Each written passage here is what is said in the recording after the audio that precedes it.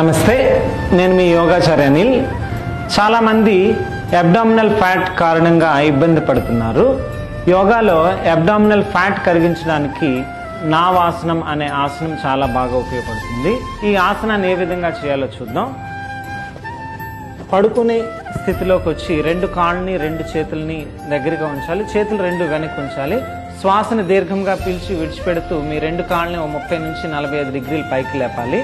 అలాగే మీ రెండు అరచేతులు థైస్ పైన ఉంచాలి. కేవలం హిప్స్ ఒక్కటే ఫ్లోర్ మీద ఉండేటట్లుగా చేసి ఒక 10 నుంచి 15 సెకండ్లు ఈ ఆసన స్థితిలో ఉండి శ్వాసను పీలుస్తూ కాళ్ళు చేతులు వెనక్కి ఉంచుకోవాలి.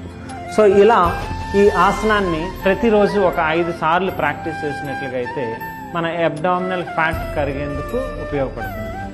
Thank you.